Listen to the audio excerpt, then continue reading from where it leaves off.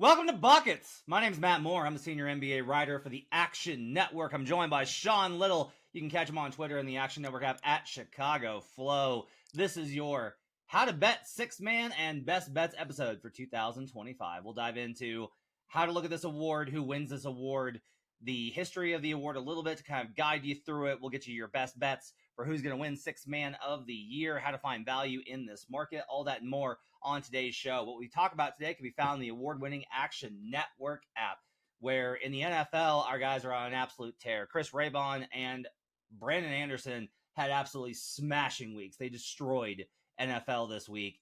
Go check them out in the Action Network app and sign up for the pro subscription so you can get their picks right away instead of having to wait, because they do delay them if you're not a pro subscriber.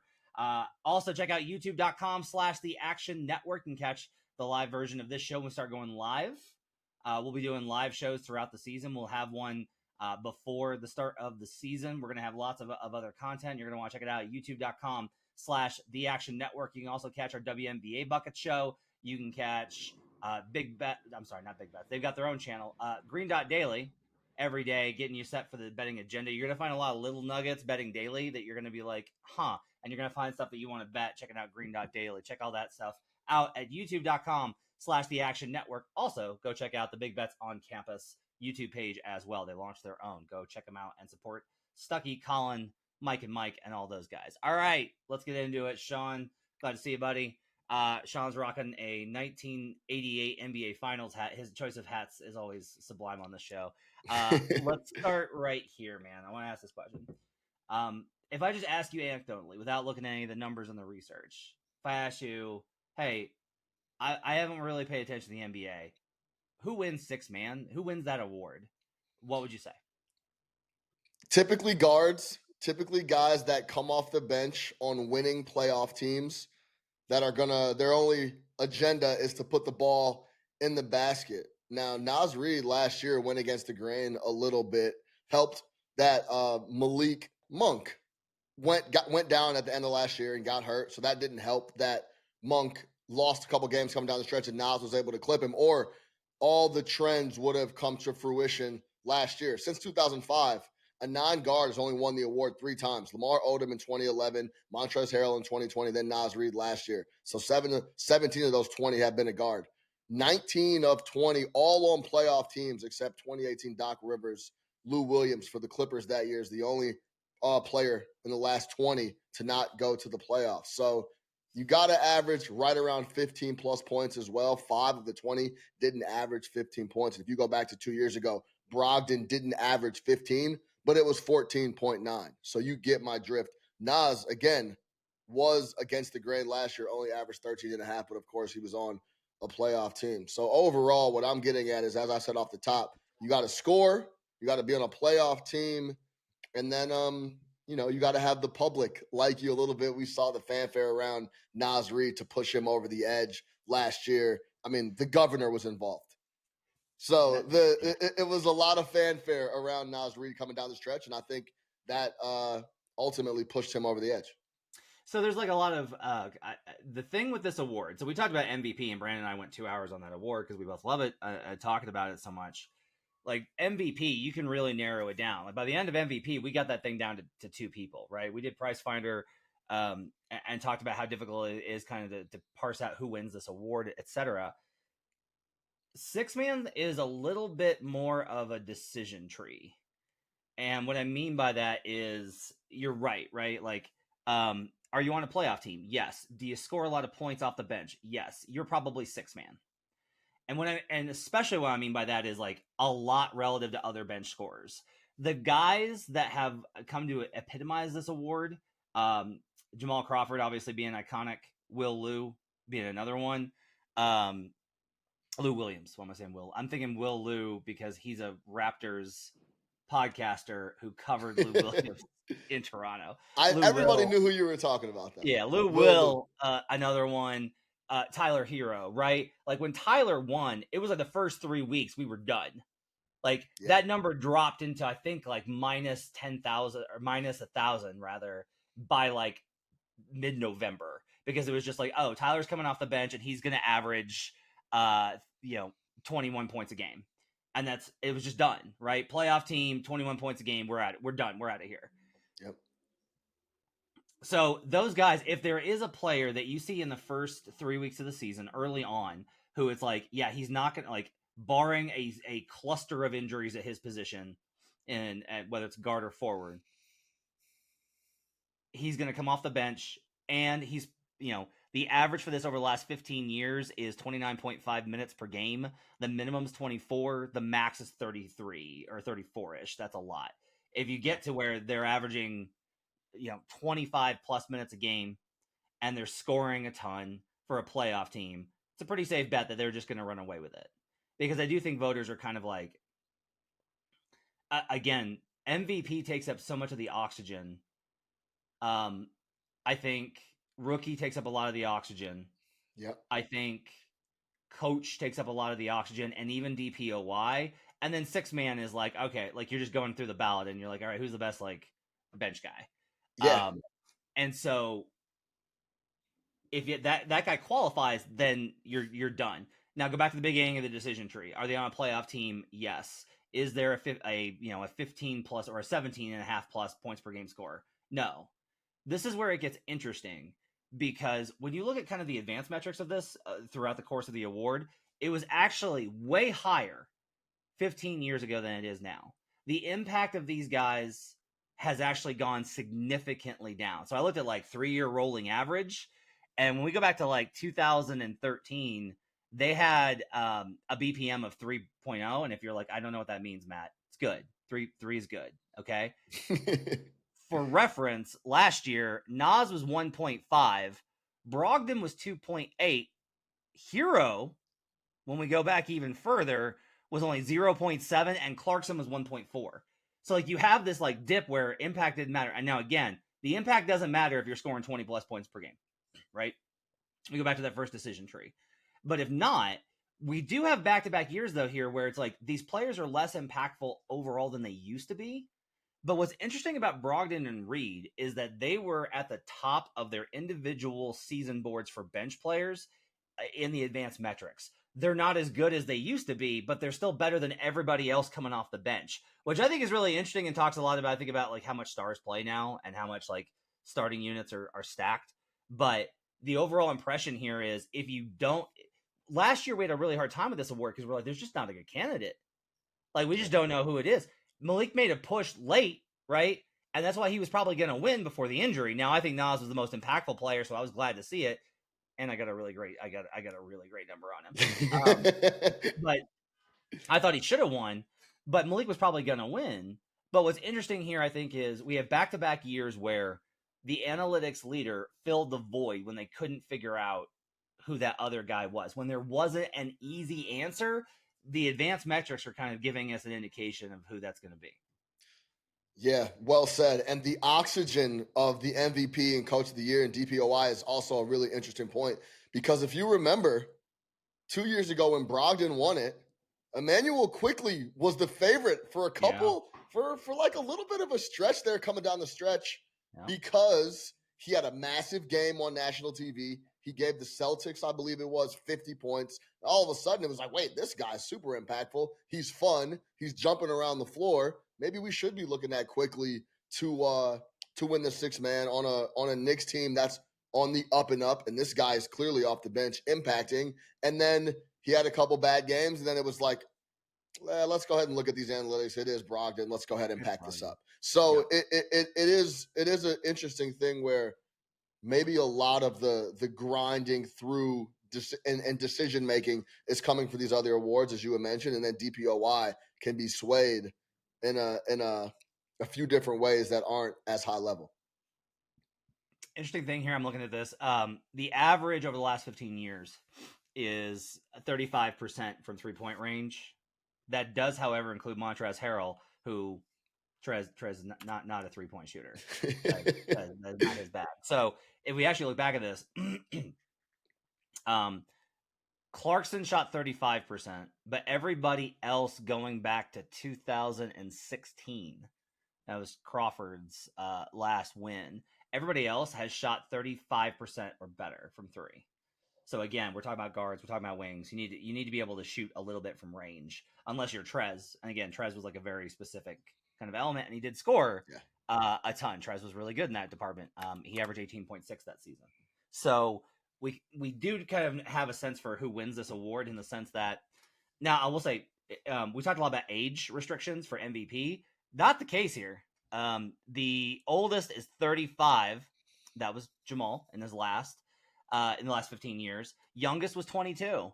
That was Tyler Hero. So there's not really like you need to be in your prime. Now the average is like 28.5, which makes sense, right? Like you're in your prime coming off the bench, makes sense.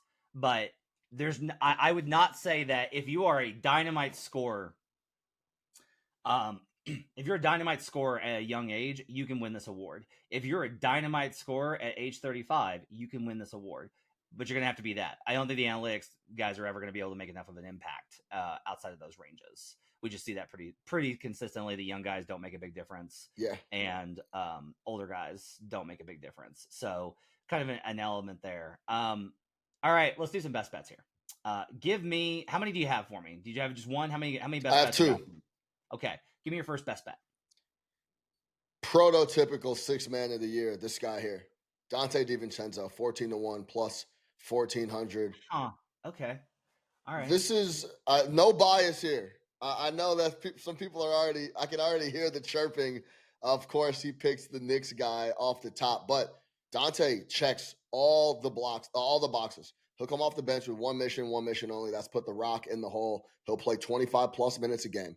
He averaged 15, and that's not to say that Donte doesn't play D, because he does, but that specific role, I think, with him going back to the bench, the most interesting thing about the Knicks conversation, I think, going into this year with how well Donte and Josh Hart played, is that everyone forgets that those are bench guys.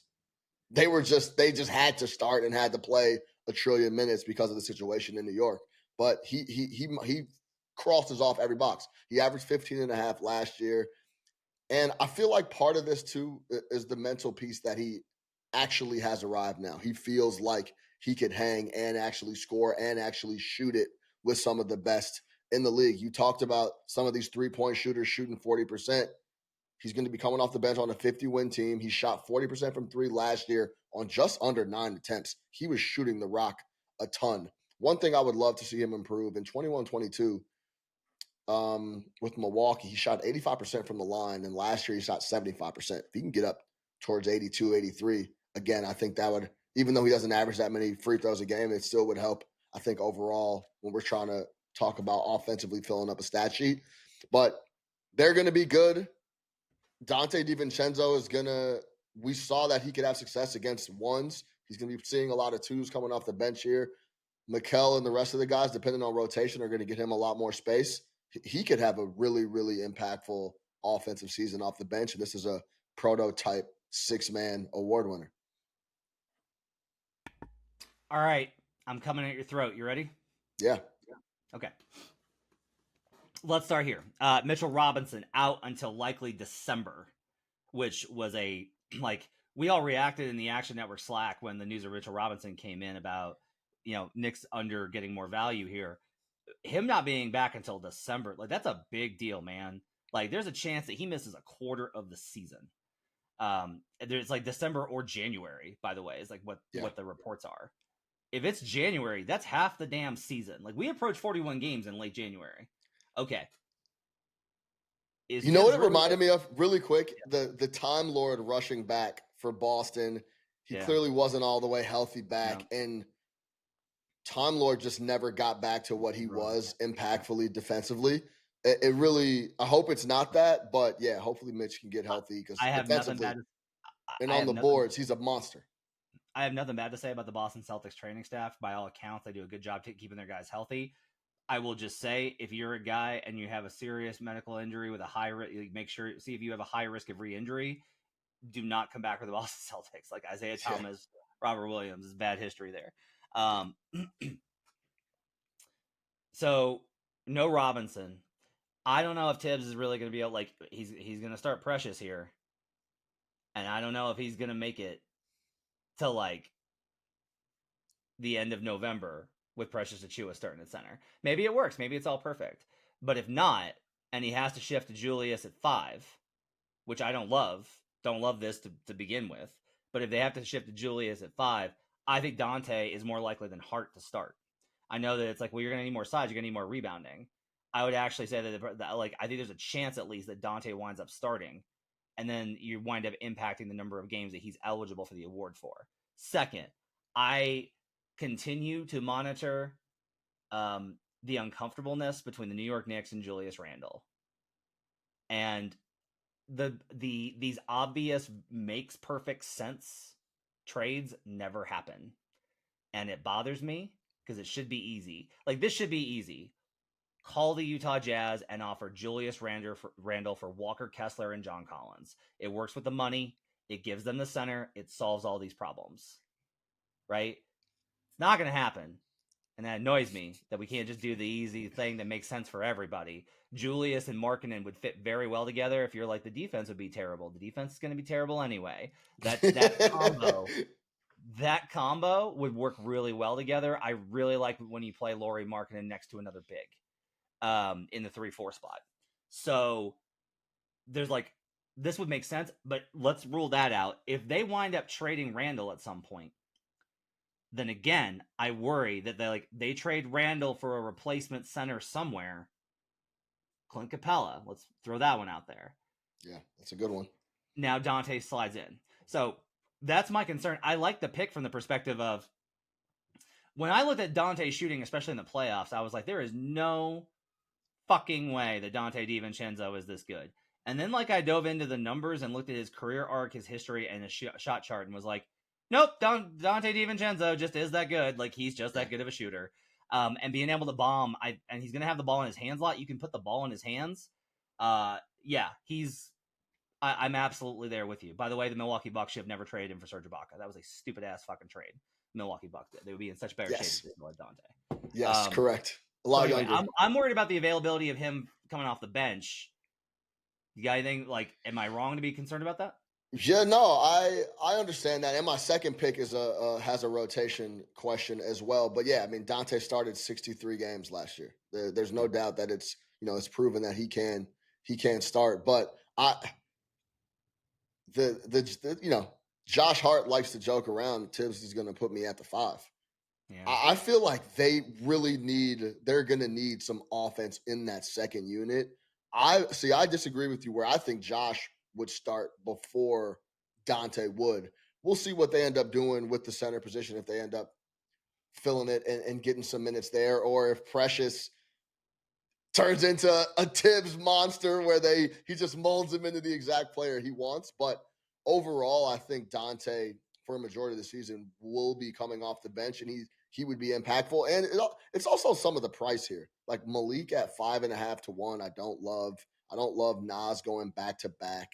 So I think this number at 14 to 1 for just a prototype guy, if he does come off the bench offensively, he's going to fill it up. I like Donte here, 14 to 1. All right, what's your second pick? My second pick talks about rotation. What are they going to do? The Indiana Pacers are absolutely loaded, deep. Benedict Mathurin, plus 3,200, 32 to 1. He's coming off the right labrum surgery in the shoulder. It'll be interesting to see, that 5. Is it Halliburton, Siakam, Turner, Nesmith, and Nembhard? Is that the 5 that they come out with? I don't know. We'll find out and see what's finalized here for Carlisle in the game. But Mathurin has it all as well. He started the first 12 games last year, then came off the bench. So he started, then he came off the bench, and he was extremely impactful. He went down for surgery in game 64, was inactive post, but 26 minutes a game, 14.5 points on 48% from the floor, 37% from 3. He averaged 16.7 points as a rook. They weren't as deep then, but he could be a guy that off the bench offensively is the guy that TJ McConnell gets cooking. And we know TJ McConnell likes to come off the bench and get guys going. These guys are so deep that they also have 2 other guys on the list. Nembhard's on the list at 50 to 1 for 6th man of the year. Then TJ McConnell's on the list also at 40 to 1. Also, major book out there that doesn't have a picture next to TJ McConnell's name he's like the only guy on the entire list without a picture. The disrespect. Just use that as motivation, TJ, when you come out. But yeah, Benedict here, 32-1. Offensively, he has it. He's young. If he can take a little bit of a leap and that shoulder is solid, I could see this number. I put it like this: 32-1 is not going to be around long once the season starts here for the Pacers. I don't hate it. I like that actually quite a bit. I think Benedict's going to slide into that 6-man role. I think that there's a very good chance that he takes a jump. I think that we've heard kind of the right things from him. I was impressed with like his end of season availability was very much like I kind of understood that like he talked about how in order to win, I'm going to have to do some things that I'm not as comfortable with, or I've got to change my game. And that self-awareness is very pivotal. Now, that doesn't mean that like, I don't think he's not going to become a defensive monster. He's not going to become a do-it-all guy, right?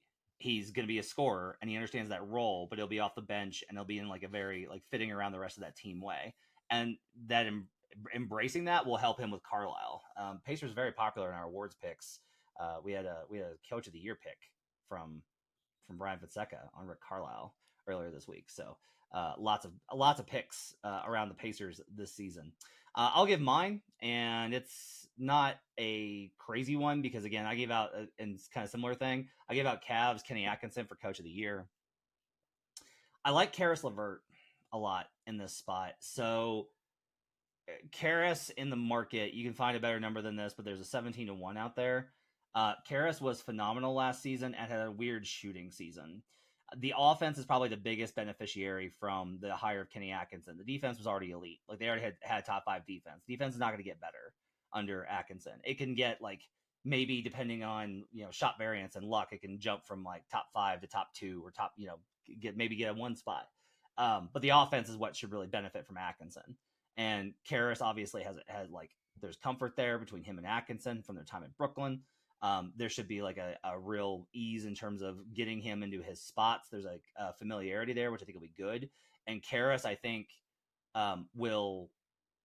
his passing last season was tremendous. It doesn't like pop on the numbers, but Caris made so many killer plays for them as a playmaker. Now, look, the average assist for 6 man of the year is 3.1.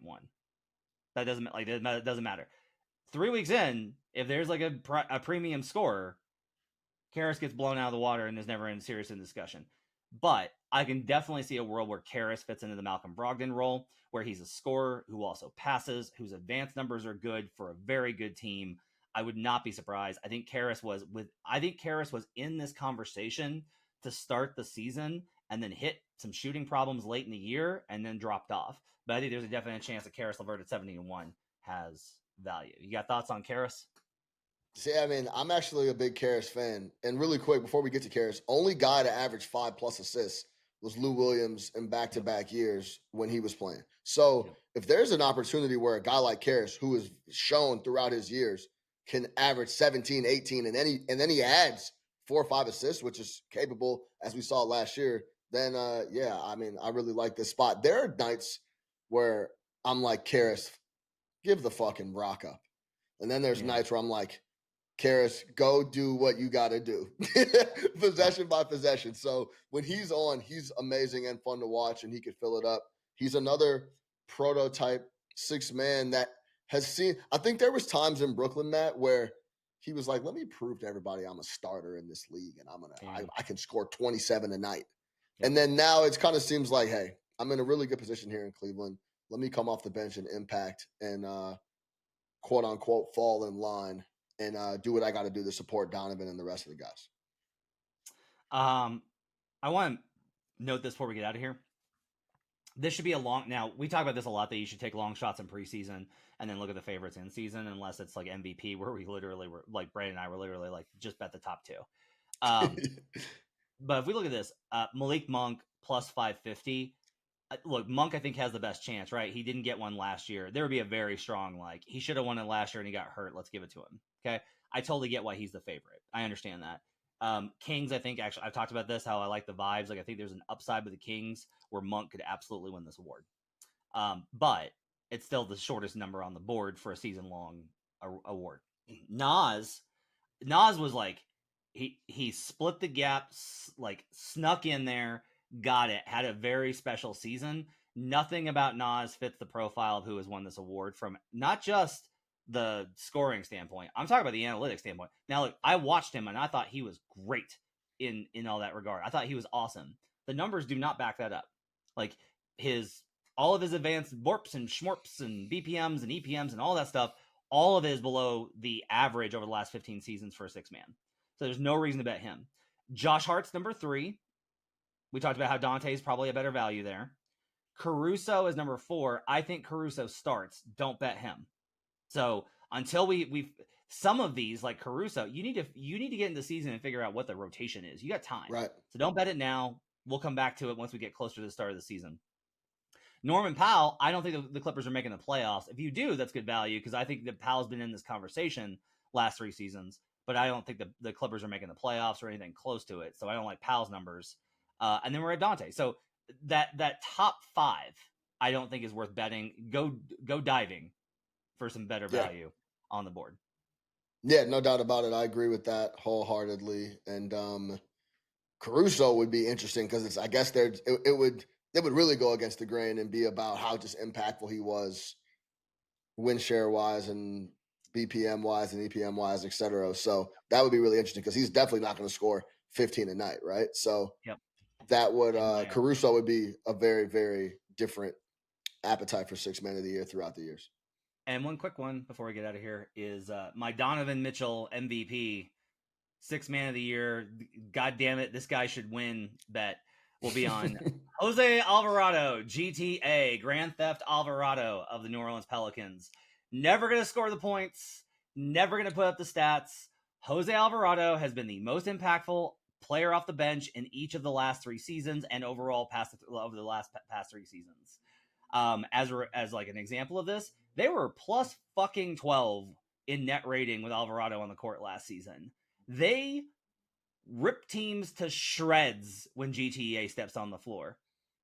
Also, he has the greatest video moment I can remember, which is where D'Angelo Russell was guarding him in his first game, and Russell's coming up the floor, and there's a mic on him, and he says, "Can he shoot?" And Alvarado says, "Yes, I can shoot," and hits a 3. My absolute fucking favorite. Absolutely amazing. All right, it's going to do it for Buckets. Thanks for joining us. You can catch Sean Little at Chicago Flow. My thanks to Tito Banach, and David Payne, our producers. Thanks for joining us. We'll see you tomorrow as we cover Clutch Player of the Year with Jim Turvey. Till then, let's get buckets.